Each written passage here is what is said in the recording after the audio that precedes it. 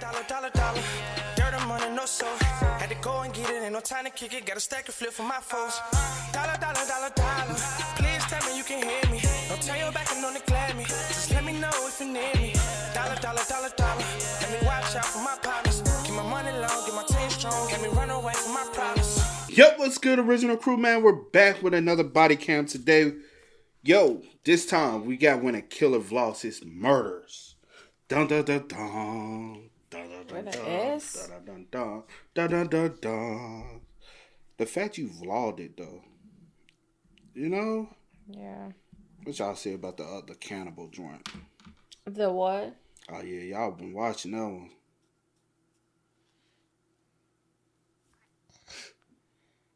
Does kid have an OF account? The fuck? Okay, babe, come on. It was a comment. Okay. What's happening? What's that even got to do with? Let's focus on this. Y'all weird, bro. But now I was trying to, Yeah. Hey, with that being said, before we get into it, make sure you check out the links in the description box. Down below. You already know where to go. First part, all you gotta do is check out down below. Also, if you enjoyed today's visuals, like it with a thumbs up. Stop being weird, y'all. Please. Sick individuals in this world, right? Mm-hmm. But hey, let's get it. Let's check it out. Let's see what it's about, man. Let's go. Alright, so how do you feel, Kayleen? We haven't done the part that I'm not looking forward to. My husband's great. He really is. He's very respectful to me. I mean, he spoils me. He takes care of me. I'm getting pretty close to that time. This is what I got to do. I don't even question it anymore. At this point, I don't know what's going to happen. I may get caught right away. I mean, I could basically be dead in 2 weeks or 3 weeks. I don't know. It's all up to chance at this point. Hey guys. Nice, look at all that smoke. Oh my gosh. Though his family didn't yet know it, something was off with Peter Keller. What follows is found footage that just might be some of the most disturbing recordings ever filmed. Documented like a YouTube video, the video diaries Peter created provide a rare glimpse into the mind of a killer and document how something that may have begun as an innocent hobby ultimately manifested as unbelievable cruelty. Sit there and think about stuff. Think about, how did I get so... The majority of the following footage has never been seen before. It has been analyzed by a licensed professional counselor. Okay. Looks like everything's working. Just checking the camera out. Since it's the first time watching myself, I hate watching myself. So, man, that's the way other people see me. So it's gonna take some getting used to. Not used to talking into a camera. Let's see, so here you can look at the trail. There's not much of a trail. I try to keep it as hidden as I can, so other people will stay off of it, which has worked so far. It's pretty far out, so nobody's been up here yet. I usually come up with between a 30 and 40 pound pack. Every time I bring a load of something up, I'm actually starting to get a lot up here. Try to make it as easy as I can during the transition time. So far I've got a bed, blow-up bed, mattress with blankets and pillows and clothes and stuff to keep me comfortable. So we'll see how long I last doing this. I don't know. Just what exactly Peter was doing in North Bend, Washington isn't yet clear. It's incredibly rare to have self-recorded footage of a killer, and is especially interesting in this case because the scope of Peter's chilling plans could hardly be imagined from the casual conversations he has with the camera. Basically, come up here on the weekends, or on a Friday, weekday, whenever the weather permits, or depending on what I'm doing, at least once a week. And I tend to stay up here for about, well, with travel time, probably around 9 hours a day. Or each time, which is a long time. Because he said a weekend or a weekday whenever. Do you not work? I was thinking it, but I was like, But you know, some people. maybe he got like. This whole thing is already disturbing, bro. Some people got privilege where they don't have to go clock in, you know? When he wasn't traversing the wilderness with his camera and dog, 41-year-old Peter was also a father and a husband. Hey, Dad. How can you just dip away from your family like that? And your wife don't like. I'm in 9 hours a day. Like, I can get up at 5 o'clock in the morning and Even on weekends where like, but he's living a double life. He got to be telling her like right, stupid lies. yeah, or hey, I'm going on a hike, or hey, I'm doing something totally different than what. Like, it could be anything.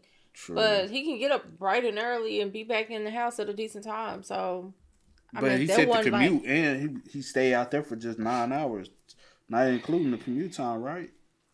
Well, he said with the commute. It don't matter still.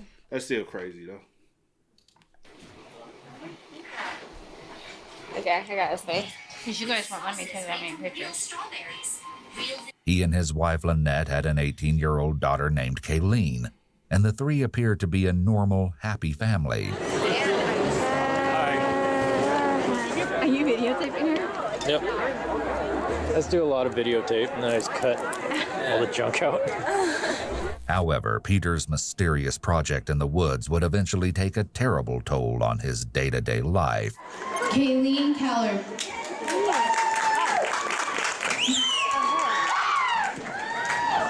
All right, so how do you feel, Kayleen? No more high school, yay! Feel different? No? You don't feel different? You got a new life ahead of you. No more freaking school. Well, high school. Yeah, you got till tomorrow to get your stuff out of the house. So. No. She's living with us forever. Sorry, Carson. Forever. Kayleen graduated high school just a few months after her father started recording his video diaries and was on track to start at Bellevue College in the fall. In addition to her interest in environmental preservation and gaming technology, she also appears to have shared her... I wonder, did he say what year all this happened?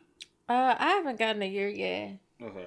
father's interest in cameras and dabbled in the hobby of... Reason why, even though I know he got a camera, it looks like an old style camera. Yeah. And we end up seeing box TVs and off, you know what I'm saying? Yeah, So if he did dating say too. a year, I missed it. I don't think he did though. Yeah. But the box TVs kind of dates it. You know what I'm saying? Yeah.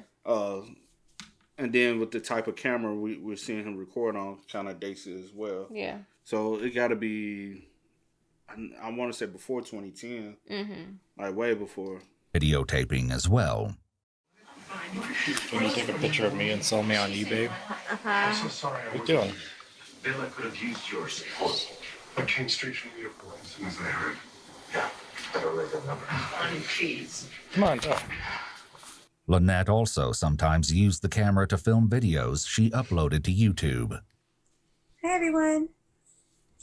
My little puppy's looking outside. Okay, I got a lot of stuff to show you guys that I'm going to put in my store. I'm so excited. This is bag 2. And I had so much fun making these too. You guys got a lot of products in here. I want to first show you, look at Dino. He just got a haircut a couple days ago. My husband was like, he's looking too scruffy. I am a very shy person. And doing these videos really helps me open myself because I figured if somebody doesn't want to watch it, then don't watch it. I'm not forcing you to. So these videos really help. And he really helped me. While Peter worked to refurbish computers, Lynette struggled with medical issues and as a result wasn't able to work full-time. My husband, a few months ago, went out and bought me this big recliner for my back. And I just now starting to use it. He's so happy. Usually I just sit on the left seat. I love this chair. He's here. He's supporting me. He takes care of me. Even though I can't go back to work and I'm home in pain all the time, He gave me my scrapbooking room with my dream come true. She made and sold custom paper flowers and shared her scrapbooking hobby in local fairs to bolster the family's income. Oh my gosh, I'm so excited. Pretty much this is my anniversary present.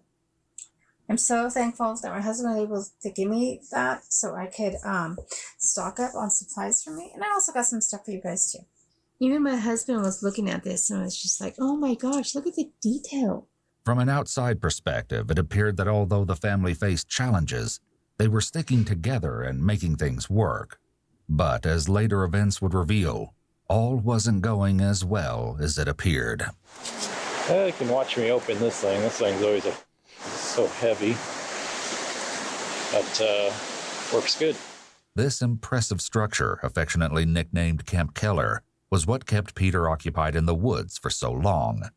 Disguised as part of the hillside, the only thing that might give its presence away is a temporary tarp stretched over part of the roof, but Peter took care to conceal that with brush.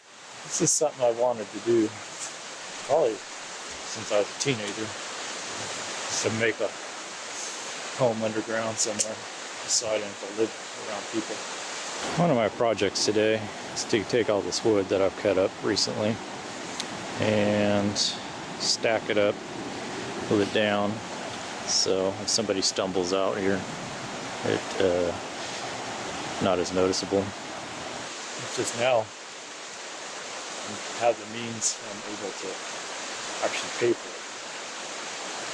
I've spent a lot of money on this so far, thousands of dollars. Thousands more on guns and other stuff, other hardware I'm going to need. Everything I can think of. The bunker was a shocking feat of engineering, considering all of Peter's supplies were either gathered from the forest around him or carried in from his house, which was about an hour's hike away. This is kind of an outside look. My wood pile on this side.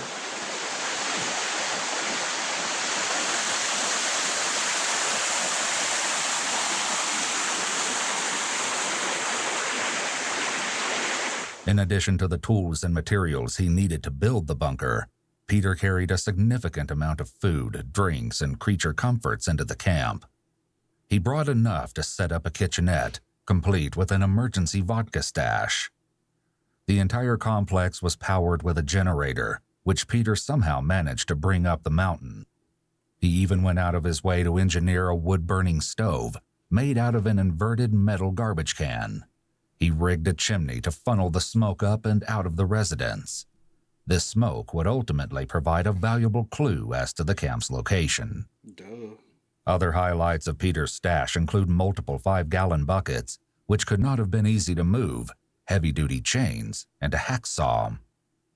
But as impressive as the wilderness construction may be, the question remains as to why Peter built it in the first place. I just feel like I'm getting knocked back every time financially.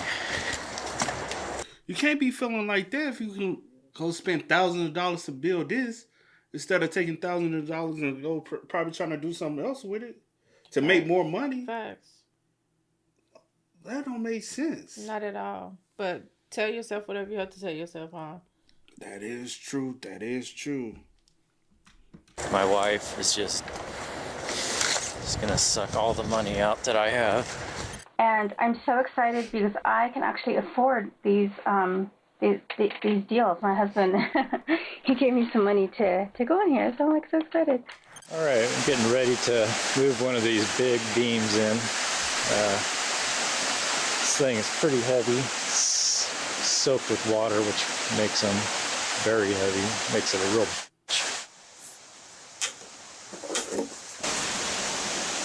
Let's see. I met him when I was in high school, but I just, wasn't interested.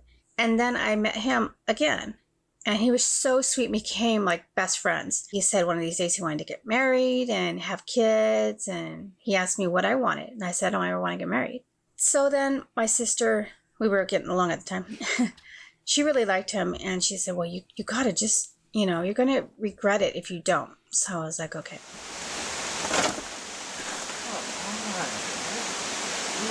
Standing outside influence.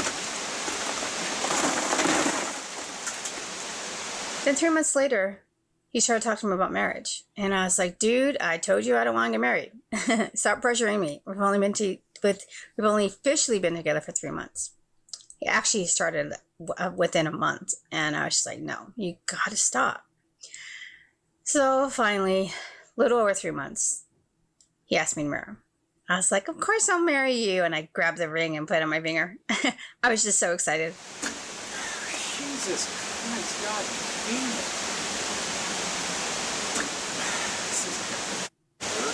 That's my story of my husband, who is my husband, who's the love of my life. At this point, I don't know what's going to happen. I may get... Ain't it's crazy? You having two different viewpoints. Yeah. Bro. Like, I've really been like... That's the craziest thing. Like, you have this, like, more like, oh, this happy, uplifting, like, everything's good, you know. And then you have this other dark side. It's kind of like, you thinking everything good, and he like... Everything is the worst. Everything is going horrible. Like, even with the comment, my wife is going to suck all the money. Like, you know what I'm saying? Just like, it's sad. Beyond sad, man. Get caught right away. I mean, I could basically be dead in 2 weeks or 3 weeks. I don't know. It's all up to chance at this point. So I don't think anyone knows where I'm at. But if they put it together, who knows? At this point, I have to take that chance. So it's just going to be a point of, go as far as I can. I do have my escape, and that's death. And I'm okay with that. So I'm getting to the point where just trying to live and pay bills and live as a civilian and go to work. He's a great guy. He stuck around with me. I'm, some guys are kind of leave when you get that, it's part of your vows. But anyways, I don't want to get on to that. It just freaks me out. It's actually more comfortable for me to think about living out here, robbing banks, pharmacies, just taking what I want for as long as I can. At least it'll be exciting. It won't be boring. And I don't have to worry about Lynette or Kayleen. And everything will be taken care of. It'll just be me. Your own daughter? You are a sick-ass individual. Let me just get back. Peter's complaints are all too common, but could indicate the presence of major depressive disorder. Additionally, Peter is doing a lot of fidgeting in this video, signifying that despite what he's saying out loud, his thoughts might be giving him a lot of anxiety. Perhaps this stems from the fact that, as some of Peter's cryptic comments hint, there's a much darker aspect to his fantasy than he lets on. Well, I wanted to get a video log in because we haven't done part that I'm not looking forward to. I'm getting pretty close to that time. I'm guessing probably a couple months away, maybe 3. So yeah, I know I can, once I do this, I could either die then, maybe something will happen, or a few days or weeks, or maybe even years. My goal is to make it 10 years, but that's the other hard part. It's either to not care about dying and to still care about the project. Peter's comment that he wants to survive for 10 years out in the woods complicates an already strange situation even further. He isn't just aiming to leave his day-to-day life and job behind. There are Lynette and Kayleen to think about, and so far, he hasn't shown any interest of bringing them along on his adventure. Go ahead and open this. Oh my goodness. You are so sweet, you guys. Sorry I'm whispering. My husband's sleeping and our little doggy's sleeping with him. Last time I was doing a video, I was talking too loud and he woke up and came out here. Part of me has a hard time even imagining doing what I'm going to do. But as I think about it, I always come up to the same conclusion every time. I'm starting to get more okay with it. Other times I feel like I'm more than ready. I've tried to make it in this world, and it just isn't happening. I'm 40 now, and I am running out of time. I don't even question it anymore. It just seems like everything makes so much sense now. You know, just the more I've thought about it, the more I understand it. I don't really feel bad about it. It's just the way it is. You know, certain things happen that cause this to happen. So, just kind of accepted it and just rolling with it. Well, this is it. Home sweet home.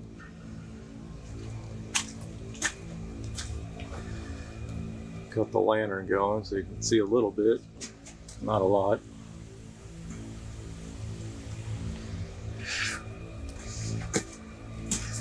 You know, I often wonder if what I'm doing is the right thing. And I think it is.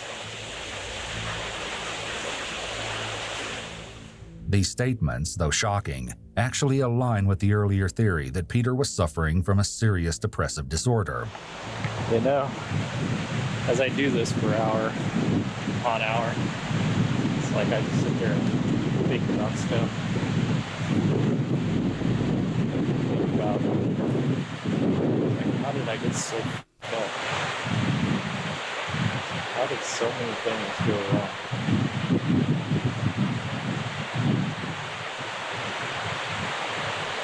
I don't think it's all my fault. I think it's more my upbringing, family life. I was just too ugly. Nobody cared. Peter's recollection of feeling off also supports the depression theory, as it's common for symptoms to emerge during adolescence. Additionally, it's known that individuals with unresolved trauma can become stuck developmentally. This could very possibly be what happened to Peter, as he previously mentioned that he'd wanted to build a camp like this since he was a teen. If he became emotionally stuck at that point in his life, it could explain his apparent resentment for his family, along with the continued desire to depart from society. Yeah, basically last year has been really tough on me. I've been coming to terms, realizing just how pathetic I am. And there's just no hope. But it's tough. Wasn't interested in anything anymore. Couldn't motivate myself. All I did was work on this. This is the only thing that would make me feel better. But I think I've come to terms with it.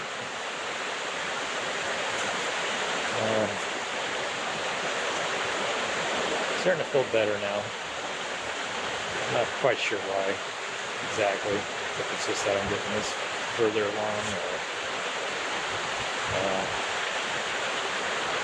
maybe I've just come to terms with what I am, my situation, and kind of working through it. You know, I've tried. I always keep going back to the same.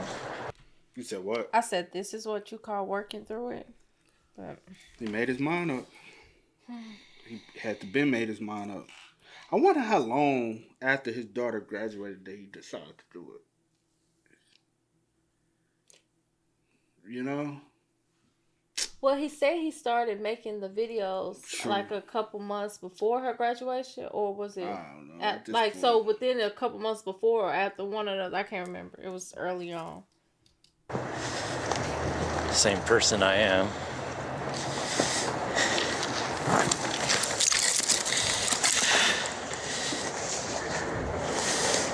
I guess it's... But no, it's like you got all this planned, and you can go back to the house, lay next to this woman, sit at the kitchen table with these folks, know what you got planned in your head.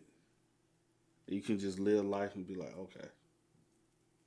Like, you know how far premeditated this is? And it's like, yeah, I'm planning it. Y'all, you know when you're going to do it. They don't. Yeah. So y'all enjoy you know?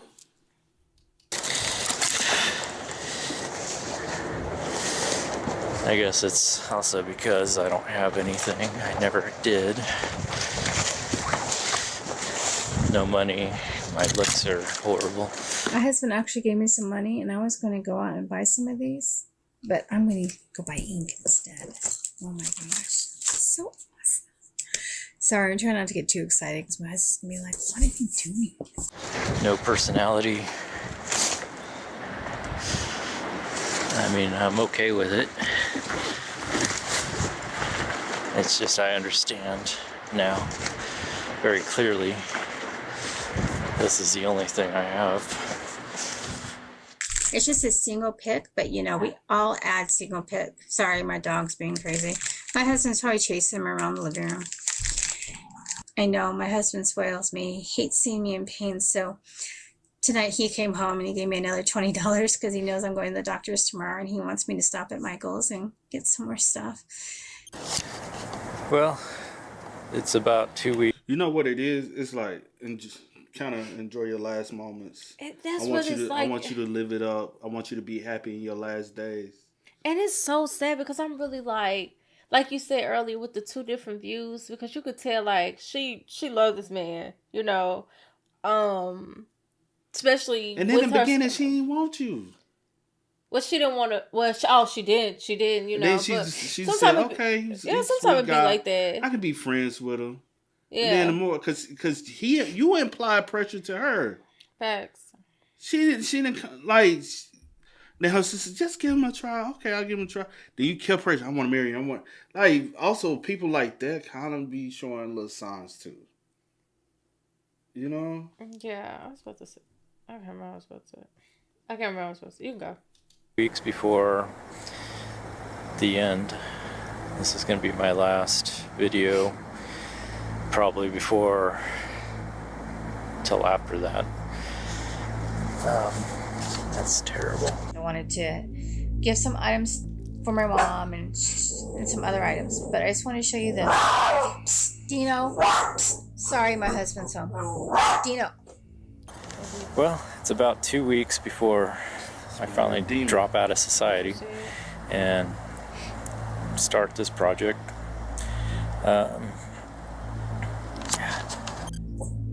Sorry. The cute little puppy, right? So these are the items that are in there now. They're hard plastic. Stop.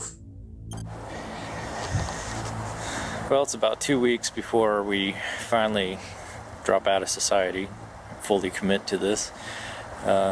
This is probably going to be my last video till after that. Here we can see that Peter actually does retakes instead of being fully candid, like other videos suggest. This, along with the comments he's made about his appearance, seem to indicate that Peter cares deeply about how people view him.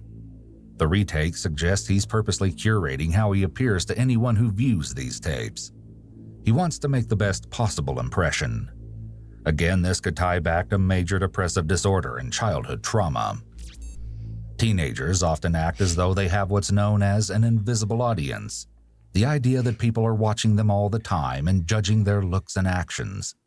From what we see in the videos, Peter seems to still be acting like this at age 41. This type of behavior can also be found in individuals with narcissistic tendencies.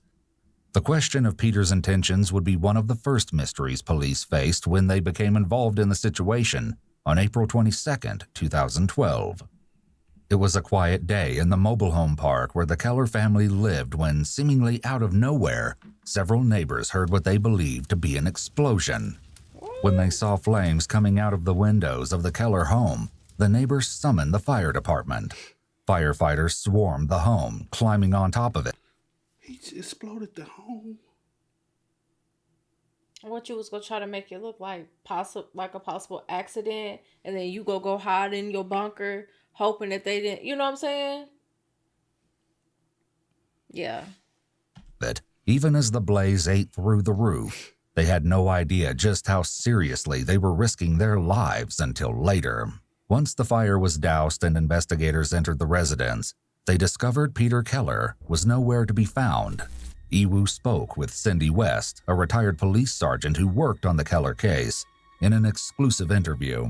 I was actually the public information officer, and I think it was a weekend, because I was actually heading out of town, and I got the phone call. So I turned around, came back into town, and arrived up there in North Bend, and then the investigation started there. And as the investigation went on, it just snowballed from what the heck happened to, wow, this is bigger than I think anybody thought at the start. For those of you who aren't familiar, a public information officer handles all inquiries about an active case, providing private citizens as well as the media with information that's been approved for release. As such, Cindy was intimately familiar with the inner workings of the Keller case. The day of the fire, tracking down Peter became the police's highest priority. In just a few hours, Bro ain't number 5'5". Damn, you little motherfucker. That's crazy. It's not. Tracking down Peter became the police's high. He had his own insecurities. That's why he was pressed on her marrying her so much. And you know what I'm saying? Because he was always a little guy. He never had any confidence. Highest priority. In just a few hours, they located his vehicle parked downtown. The keys were left inside, but there was no evidence as to where he might have gone. When they entered his workplace to ask where Peter might be, all his co-workers could offer was that Peter had already left for the day and had stated that he might be back tomorrow, next week, or possibly never. Police also discovered that Peter had recently withdrawn $6,200 from the family bank account.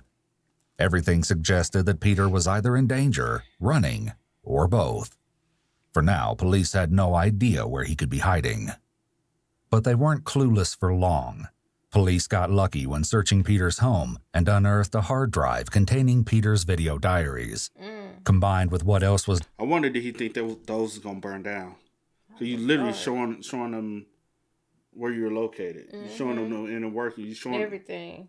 And unearthed a hard drive containing Peter's video diaries. Combined with what else was discovered in the residence, the investigation went from serious to downright bone-chilling. Well, before, a while ago, I used to sit here and think, this whole thing is just crazy at times, and then I'd think about it, and it would make sense, and it's like, okay, this is what I gotta do. Peter's decisiveness in this clip, paired with the horrific details of what police had found in the remains of his home, would likely be shocking to even the most seasoned law enforcement official. They were at a complete loss when it came to explaining how and why this had happened. Only time would reveal the haunting truth. When it came to the video entries, they supplied more than just a record of Peter's thoughts. As it turned out, other entries in the video diary and the accompanying photographs would become the key to tracking Peter. Retired Sergeant Cindy West was able to share the creative technique the police ended up using. They had photographs that Keller had taken on the mountainside as he's constructing this bunker, from nothing's there to a little bit more to a little bit more. In one of the photos, you can see, I couldn't see it, it looked like a power line in the distance. So you're looking off the mountain toward, which would be North Bend, the city. You can barely see this power line and something else. Again, I didn't think it was a power line. But our detective, Mike Mellis, says, I think that's a power line. I think that down there is probably the city. And then according to these other photos, there's a couple streams. And that's where he had left his car at. So he typically parks his car and walks up into the woods. Nearby. So he does a lot of investigation and says, well, it's got to be in one of these 2 points then. And I'm like, I don't know how he came up with that, but he was exactly right. combined with reports of Peter's truck being regularly parked at a specific trailhead, this was enough information for police to start canvassing the area to search for Camp Keller. It took 6 days, but eventually they succeeded. The smoke visible in this footage came from Peter's makeshift chimney and was instrumental in leading the police to Camp Keller. However, rushing in and making an arrest wasn't going to be an option. It's not. Yeah. They had no idea how many people might be inside or what their intentions were. Remember, Peter had been stockpiling weapons and ammunition at home, and thanks to his videos, which were discovered when police reviewed the recordings that were not destroyed in the house fire, they knew he likely had firearms at his camp. Little did they know what else they would uncover. They also knew that there was a chance they could be dealing with a hostage situation. A direct approach could endanger Peter's life if he was being held captive, or spook him if he had hostages of his own. They needed to make whoever was inside come to them. You guys on the number 3 side, can you get to that window and break it out or throw a gas in there? Brian, there looks like a slot or a window that's propped open in the back, directly towards the dirt wall, but I couldn't see it. He's got something over it. Maybe you guys can throw a log through it or something. But if we throw a number 2 in that ditch, it should cycle right up. The tarp should push it right into the structure. That's exactly what they decide to do. The response team keeps the bunker surrounded in the hopes that the gas canister will drive those inside out of the bunker and straight to the waiting forces. But after about 10 minutes, nothing has changed. Yeah, it's dissipating finally. The first one you sent in is dissipating. You want me to throw a 98 under the window, the open window where we first gassed? Yeah, if you can do it from your position. With the gas canisters having no effect, the team is forced to reconsider their tactics. Just for planning purposes, if this gas isn't going to work, we may have the command post try and locate like a wildland fire pump and hose that can pump a large volume of water into this place, Break. Okay.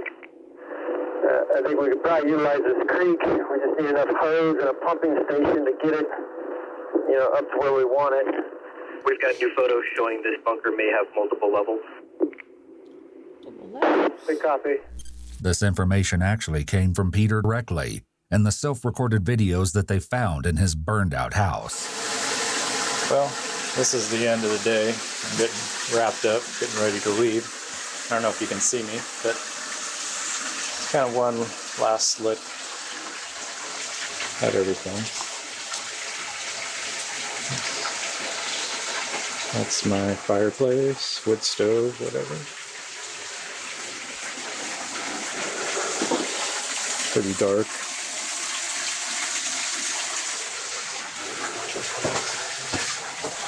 Now we're going upstairs.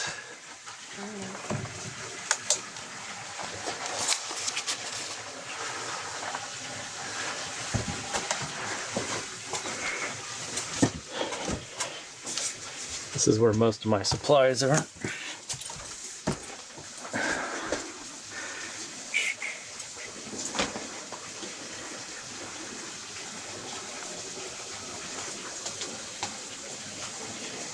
Pretty well stocked up. It's my window.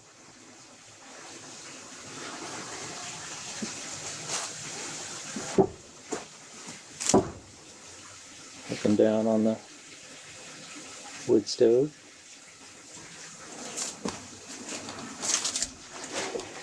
And that pretty much wraps it up for the day. Finally, police resorted to throwing a grenade towards the bunker. Oh. When even an actual explosion failed to get results, police knew that they would have to be the ones to approach. After a full day of besieging the bunker, they decided to break through the roof. You might be wondering why a house fire investigation demanded such an extensive response. As a matter of fact, it didn't. After assessing the situation, investigators concluded that they were dealing with arson. But that would all change when they made their way into the home and stumbled upon a disturbing discovery. It wasn't a subtle attempt either. The remains of a red gas can were found melted onto the stove, where it had been placed in a skillet to heat up until it ignited. Police found several other gas cans throughout the residence, boxes of ammunition, and a homemade explosive device. Investigators could only assume it was meant to be triggered by the fire in order to destroy the house and everything inside. Had the fire team arrived just a few moments later, it could have gone off while they were on the roof, potentially costing them their lives. Police believed that this evidence was meant to be destroyed in the fire, along with the video diaries, but those items were hardly the most shocking thing they discovered. There were 2 bodies in the bedroom of the Keller home, untouched by the fire. Tragically, the bodies were identified to be those of Lynette and Kayleen Keller. They had both been shot in the head. Nice. Wow. Nice. Look at all that smoke. Oh my gosh. Okay, make sure you don't touch this. Wow. Okay. This gets really freaking hot. It seems that what Peter's video diaries have been hinting at the entire time was killing his own family. Part of me has a hard time even imagining doing what I'm going to do. But as I think about it, I always come up to the same conclusion every time. I'm starting to get more okay with it. Retired Sergeant Cindy West was once again willing to share her thoughts on the tragedy. I don't think either of them knew it was coming. Again, based on the conversations that we had with friends of both of them, it sounded like he was a loving, great husband. So I think they were both blindsided by it. And, you know, I don't know.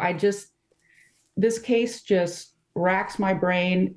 There's no way it's ever going to resolve in my brain, because you just think, why? Not only did he kill his wife and his daughter, but based on the friends and neighbors, he had this dog that went everywhere with him, hiking or apparently to go build a bunker, you know, for all these years. And he killed the dog too. He was afraid that the dog would give him away in the bunker. And so he killed the dog too.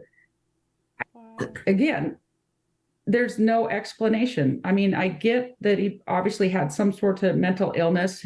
Dipstick wasn't hitting the oil with him, but it just makes you shake your head. I've seen a lot of stuff in my career, a lot of bad things. You just shake your head about, you know, sometimes when things happen. But this case really, really got to me. Cindy shared with us what happened when police finally made entry into Camp Keller. And what they find inside the bunker is even more shocking than anyone. Coward probably took his own self out. Probably. He was always a coward, bro. Yep. Unexpected. When our TAC 30, aka SWAT guys, discover the bunker, of course, they surround it, make sure everybody's safe, let everybody know what's going on before they hail to him saying, hey, you know, come on out with your hands up, yada, yada, all that. And it was just a short time after they initially tried to make contact with him that they heard a pop. Yeah. So they didn't know, did he have an accidental discharge? Was it something else? They didn't know. When the walls of Camp Keller were finally breached, police discovered that Peter had stayed true to his word and ended his life when faced with capture, soon after the police surrounded his stronghold. Perhaps this was Peter's only intention all along. He wanted to achieve this teenage fantasy of living out underground in the woods before he died. But he had no end game other than his own death. Well, why you just come run away your own damn self and escape your own reality? And then you could have lived there by yourself, cut ties to society, live amongst it until you're ready to take your own self, you know? Right. If you're going to go all this on route, you could have literally did that. Left them to... Like, you didn't have to take your wife and your daughter and your dog life. You didn't have to do none of that. You could just let them be where and ran away. They have no clue where you went to. Could have went up there, lived for however you wanted to live, and then just... And that would have just been there. You didn't even have to leave the evidence that you was doing stuff. You could have just took that with you and had it there in the bunker with you. And if somebody ever found you... But you know, another thing, some people do that. They be wanting to be found. And so they'll do other things and to run off like this, just hoping somebody go looking for him so they can be found. Yeah. At the end of the day, he was a coward. The fact that he was found was significant. We were worried what he might do to somebody else. If he's, brazen enough to kill his wife and his daughter, then what's he going to do to somebody else? But he wasn't that brazen. He was a coward at the end of the day. He wasn't a tough guy. He wasn't none of that. He was always insecure about his own self. He wasn't wasn't going to harm anybody else. He harmed individuals he knew that had a weakness towards him that he can get over and he can act upon it with him. He's a coward. I think there was a sense of relief that it was over, that he had been not apprehended, but that he was finished with his crime spree, that nobody else got hurt. There was so much potential for injuries to citizens and all the officers involved that it was definitely a sense of relief. The camp was turned over to King County Department of Natural Resources, who eventually destroyed the bunker. Peter's cash hoard was donated to a memorial scholarship established in memory of Lynette and Kayleen. Wow. Sucks, Rest in peace to both of them. That sucks, bro. Sad, that's tragic all story. 3 of them, even a dog. You know what I'm saying? Sad, that is sad, story. Bro. And it really boggles my mind, the fact that you was for months planning this, doing all this stuff. And the fact, because it really gets me, it ain't different, but sometimes when it's just it's not planned like that and it happens, you be like, okay, sad. But the fact that you planned this for months and vlogged it and went through with it, it's just so crazy to me. I wonder how long did he really think that he was going to get away with it, because they can tell if a fire is accidental or set, arson or whatever. Well, if the home had exploded like he was trying to do, I don't think they would have found him. Or you don't think they would have found what? It would have took. Well, I wouldn't say they wouldn't have found him. It would have took them longer. Yeah, a lot longer, because it would have destroyed a lot of evidence. Yeah, I agree with that part. Yeah.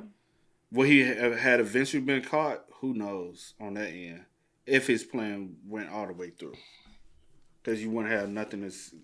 Only thing, if cameras was outside that caught you walking up into the wilderness, because they found your car with the keys inside. You was so dumb where you didn't even dump the car somewhere else. You literally dumped it right where you always where you at, slow, very slow. And then the makeshift chimney really fucked you up. If you didn't even do the chimney, they wouldn't have saw the smoke. So everything you did was very dumb.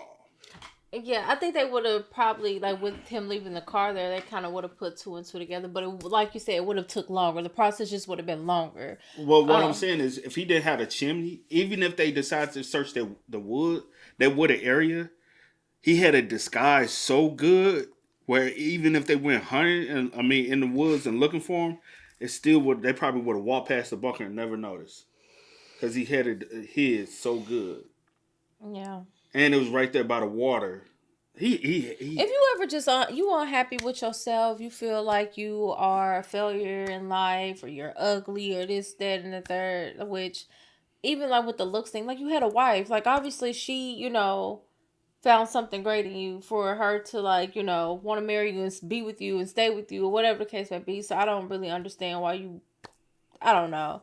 But if you ever start, just leave me. You ain't gotta take my life. Why are you talking about this? Let's just focus on what are you talking about? I'm talking about him. You said I'm just speaking in a different. Okay. Anyway, I'm saying if you feel like that, you could have just left your wife. I'm speaking as if I was. Anyway, Chad, come on. But hey, man, y'all spam us up in the comments.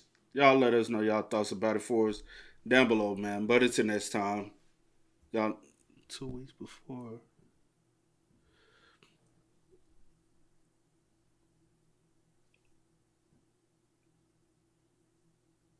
So now, get more into it. You know what I'm saying? And what year? We still didn't get the year. 2012. It happened in 2012? But hey, y'all spam us up. Let us know y'all thoughts down below. But as always, I do go by the name DJ Nikki. This is Sierra Nicole. We are Kid and C. We are. Get it, ain't no time to kick it. Gotta stack a flip for my foes. Dollar, dollar, dollar, dollar.